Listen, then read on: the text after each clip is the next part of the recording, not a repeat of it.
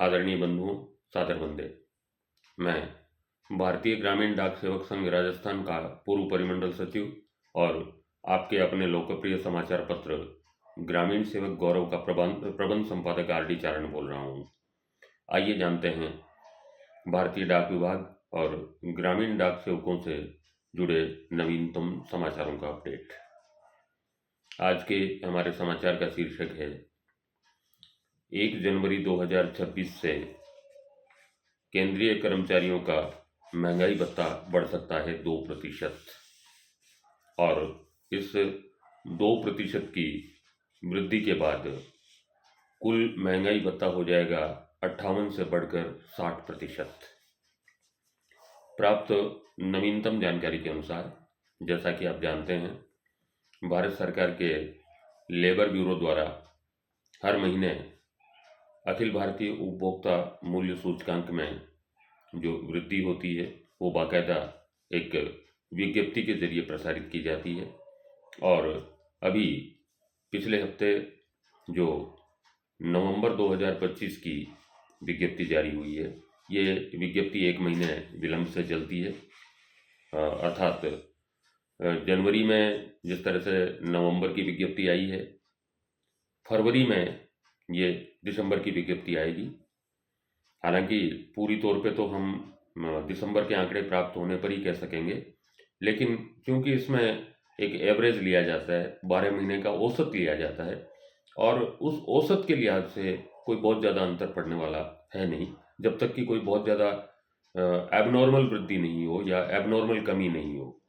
बहरहाल आपकी जानकारी के लिए बता दूं कि देश भर के कुल 88 औद्योगिक केंद्रों में फैले 317 बाजारों की औसत कीमतों के आधार पर संग्रहित आंकड़ों के अनुसार वर्ष 2025 के नवंबर महीने में अखिल भारतीय उपभोक्ता मूल्य सूचकांक, जिसको हम CPI कहते हैं, कंज्यूमर प्राइस इंडेक्स, में 0.5% की वृद्धि हुई है। 0.5% बिंदुओं की वृद्धि के बाद कुल जो CPI है, कंज्यूमर प्राइस इंडेक्स है, वो 148.2 हो गया है, जो नवंबर 2024 की तुलना में 3.88 से घटकर 2.56 रह गया है। कहने का मतलब ये है कि नवंबर 2024 में जो आंकड़े थे, उन आंकड़ों की तुलना में करीब करीब 2.56 बिंदुओं की कमी आई है इस साल। दूसरे शब्दों में कहें तो महंगाई जो नवंबर 2024 में जिस स्तर पर थी, उस स्तर से 2.56 पॉइंट जो है वो डाउन आई है। तो इस प्रकार ये जो वृद्धि होगी संभावित, वो कुल 2% की होगी और इस 2% वृद्धि के साथ महंगाई भत्ता जो है वो 58 से बढ़ करके 60% हो जाएगा।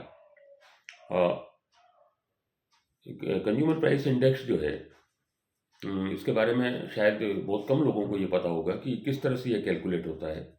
मैंने आपको बता दिया कि ये देश भर के 28 औद्योगिक केंद्रों के कुल 317 मार्केट्स, अलग अलग जिनसों के जो मार्केट्स हैं, उनके जो फिगर्स हैं, उनकी जो औसत कीमतें हैं, उन पर ही आधारित होता है।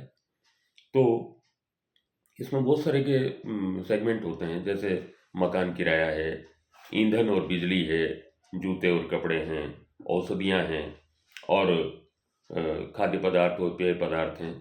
तो इन सब की कीमतों में जो कमी या वृद्धि होती है, उन कमियों और वृद्धियों को मद्देनज़र रखते हुए ये कैलकुलेशन होता है। तो बहरहाल आपकी जानकारी के लिए केवल इतना बता दूं कि जनवरी 2026 से लगभग तय है 99%। 1% फिर भी नहीं कहा जा सकता, क्योंकि पूरे 1 महीने के फिगर अभी बकाया हैं। लेकिन जहां तक हमारा पिछले 20 सालों का अनुभव है, ये तय है कि आपका महंगाई भत्ता 2% बढ़ना है और ये 58 से बढ़कर 60 हो जाना है। बहरहाल आप सभी का बहुत बहुत शुक्रिया। जय भारत, जय हिंद।